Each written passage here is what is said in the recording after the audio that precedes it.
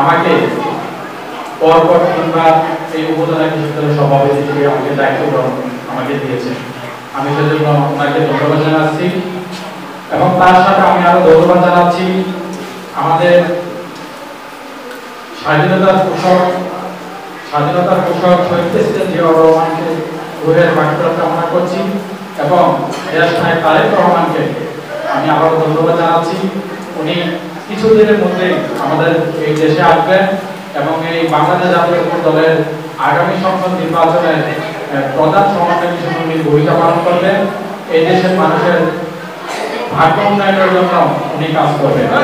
আপনারা যারা কৃষক দল এখানে কৃষক দলের বিভিন্ন নেতাকর্মী হয়েছেন, আপনারা কেউ হতাশ হবেন না, কেউ মন দুর্বল করবেন না। কেন শহীদ প্রেসিডেন্ট জিয়াউর রহমান কিন্তু সর্বপ্রথম বাংলাদেশ জাতীয়তাবাদী দল বিএনপি প্রতিষ্ঠার পরে কিন্তু উনি কৃষক দল প্রতিষ্ঠা করেছেন। এটা আমরা জানি না। এই দেশ কৃষি প্রধান দেশ, উনি এই দেশকে উন্নয়ন করার জন্য উনি সর্বপ্রথম কিন্তু 19 দফা কর্মসূচি উনি গ্রহণ করেছিলেন এবং খাল কেটে এই দেশের মানুষ যাতে ঠিকমতো ন্যায্য হিসেবে ফসল উৎপাদন করতে পারে সেজন্য উনি সর্বপ্রথম খাল কেটে কৃষক কাজের কর্মসূচি উনি উদ্বোধন করেছেন। আপনাদেরকে উদাত্ত আহ্বান জানাবো, শুধু আমার দেশ নায়ক তারেক রহমানের 31 দফা কর্মসূচি, এই কর্মসূচিগুলো বাস্তবায়ন করার জন্য আপনাদের সাহায্য এবং সহযোগিতা লাগবে। লাগবে না?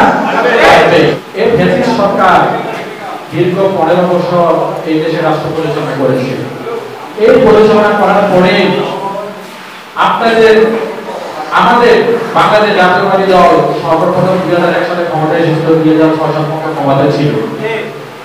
উনি কিন্তু এই অজয় ভূঁইয়া, আমার জানা যদি ভুল হয়, আমার কথা যদি ভুল হয় আপনারা বলবেন, আমি ভুলের কিন্তু উঠছে না। এই প্রান্তীয় নেতা যারা অজয় ভূঁইয়া মাদ্রাসা থেকে টাঙ্গল পর্যন্ত উনি সর্বপ্রথম কৃষকের কথা চিন্তা করে সর্বপ্রথম একটা সুদ কেটে টাঙ্গলকে দিয়েছিল। মাদ্রাসা তার কোথাও কিন্তু কোনো সুদ কেটে নাই। জামাত মহিলাদেরকে ট্রেনিং দিয়ে পাড়া মহল্লার ভিতরে তালিম করার জন্য, পাড়া মহল্লার মানুষদেরকে বোঝানোর জন্য ব্রেন ওয়াশ করছে। এই ব্রেন ওয়াশ থেকে তাদেরকে ঠেকাইতে আমাদের কি করা উচিত? আমাদের মহিলাদেরকে শক্তিশালী করার জন্য ওয়ার্ড পর্যায়ে মহিলা দলকে ওয়ার্ড পর্যায়ে কিছু কমিটি করার নির্দেশ দেওয়া হয়েছে এবং করা হয়েছে।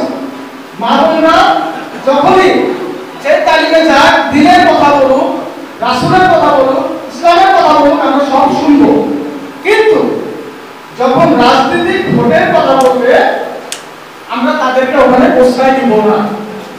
কি বলেন? তাদেরকে আমরা প্রশ্রয় দিব না। কি আমরা উদ্দিয়ার পক্ষে ভোট ছাপা যায় ওইগুলো আলোচনা করে আমি ইউনিপিকে আহ্বান করব আপনাদের সাথে প্রত্যেকটা কমিটিতে আমাদের কৃষক দলকে অ্যাড করে নেবেন, যাতে আপনাদের সাথে থেকে ওরা শিখতে পারে এবং কি আপনাদেরকে আরো বেশি একটু সহযোগিতা দিতে পারে। যে আওয়ামী লীগ ধ্বংস হয়ে গেছে কি কারণে? আওয়ামী লীগের এমপি আইলে কাকে চাই গেলে হচ্ছে মানুষ যারা রয়েছে আওয়ামী লীগের এমপি নামে না। কি জন্য নামে না জানেন কি? তারা কৃষক, সাধারণ মজুর, শ্রমিক পয়সাই তো এরা দেন, দুনিয়াটি দেন, গাড়ি থেকে নাম করা আর ওয়াজ দিয়ে না, ওয়াজ দিয়ে যদি আপনার নামে মানুষ গেলে শুধু আন্দোলনে ওয়াজ দিয়ে দাঁড়ান ভুলে নামে বেশি করে মহিলাদের মা বোনদের কাছে যায়। আমাদের বলে ঠিক আমার রোগিয়া যখন ক্ষমতায় ছিলেন তখন কিন্তু তার একটা নাম হয়েছিল কৃষক বন্ধু। কৃষক বন্ধু একটা নাম হয়েছিল। আপনাদের কাছে অনুরোধ, আমার আত্মীয়কে যদি আমি বুঝা দেখতে পারি দলের স্বার্থে, অফিস বিয়ার স্বার্থে, বিএনপির স্বার্থে, তাহলে আপনারা বুঝতে পারবেন না কেন? আপনাদের কাছে আবেদন, এই যে আপনারা বাড়ি বাড়ি যাইয়া মা বোনদেরকে বুঝাইয়া কিভাবে আমরা ভোট কালেকশন করে শক্তিশালী হইতে পারি, তাদের শেষে ভোট দিতে পারি, এটাই আমার প্রত্যাশা। এই কৃষকরা যদি সুসংগঠিত ভাবে পাড়ায় মহল্লা গ্রামে গঞ্জে গিয়ে আমাদের মা বোনদেরকে বোঝায় যে আপনারা আমাদের প্রিয় নেতা ওয়াদুদ মিয়া 2001 সাল থেকে 2006 সালে আমাদের আনাচে কোনাচে তাইলগের এমন কোন রাস্তা নেই, এমন কোন মসজিদ নেই, এমন কোন গির্জা নেই, এমন কোন মন্দির নেই ওনার হাতে ছোঁয়া লাগে নাই। তাই আমি বলবো আপনারা এই উন্নয়নের ধারাকে অব্যাহতি রাখার জন্য আপনারা সুসংগঠিত ভাবে আপনারা নিজেরা বা আমাদের মাধ্যমে আপনারা পাড়ায় মহল্লায় গিয়ে সবাইকে বুঝাবেন আমাদের জাতীয় নির্বাচন সামনে সোমবার 5 তারিখ ফেব্রুয়ারির প্রথম সপ্তাহে মা বোন সবাইকে বুঝাবেন যে আমাদের প্রার্থী জনাব প্রাণপ্রিয় লিডার ওয়াদুদ মিয়া মহোদয়কে এবং ধানের শীষের পক্ষে ভোট দেওয়ার জন্য। আমাদের প্রার্থী লিডার ওয়াদুদ মিয়া মহোদয় যদি এমপি হয়, সংসদে যায়, মন্ত্রী হয়, আপনাদের আশা আকাঙ্ক্ষা এবং কৃষি উন্নয়নের বিষয় আমরা আপনাদের পক্ষে ওয়াদুদ মিয়া মহোদয়ের কাছে কথা বলবো। এই দেশে কৃষক আছে বলে আমরা বেঁচে আছি, এই বলে আমরা কৃষকদের চাহিদা কি?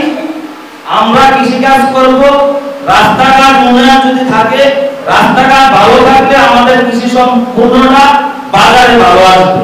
আমাদের চাহিদাটা ছিল আজকে এইটা। যেমন আমাদের 2001 থেকে 6 পর্যন্ত ওয়াদুদ মিয়া মহোদয় উন্নয়ন বোর্ডের চেয়ারম্যান ছিলেন।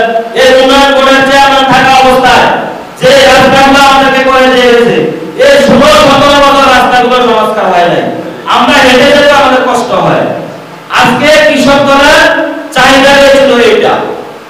আমি আরো বলবো, আজকে এই কৃষক দল যারা আছেন বিএনপির হাতকে শক্তিশালী করার, আমাদের সাথে কাজ করার, আমরা আপনাদের উন্নয়নের কথা হলো আমরা বুঝিয়ে দেবো ইনশাআল্লাহ।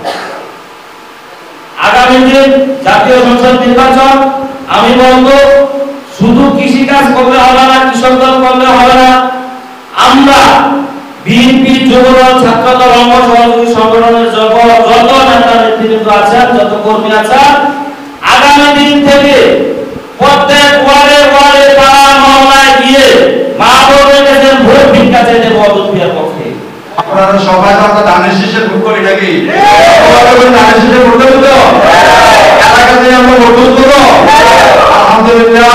যুবদলের পরে দ্বিতীয় স্থানটি অধিকার করে রেখেছে আমার মনে হয় যে কৃষক দল।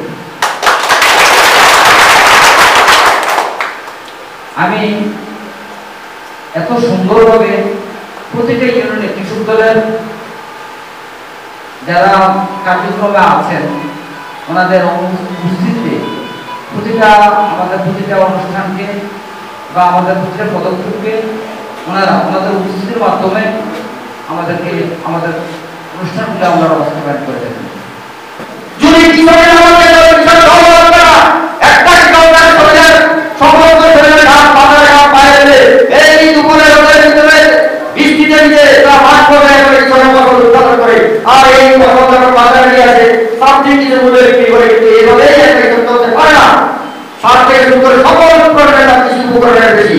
তাই আমি অনুরোধ রাখবো যে হাট করে যে ধরনের ওয়ার্ড কমিটি হয়েছে সেই ওয়ার্ড কমিটির সাথে আপনি সর্বোপরি যোগাযোগ রাখবেন, তাদের সুযোগে লাগানো হবে, তাদের ভোট দিবেন এবং রাজনীতিদের কীটনাশক থেকে শুরু করে যে সমস্ত জিনিস কিছু উপকরণগুলো করা হবে সেগুলোকে সুস্থ এবং সুন্দরভাবে বন্টন করে, যাতে সাধারণ নির্দিষ্ট নিয়ম সরকার মাঠ পর্যায়ে করা হয়।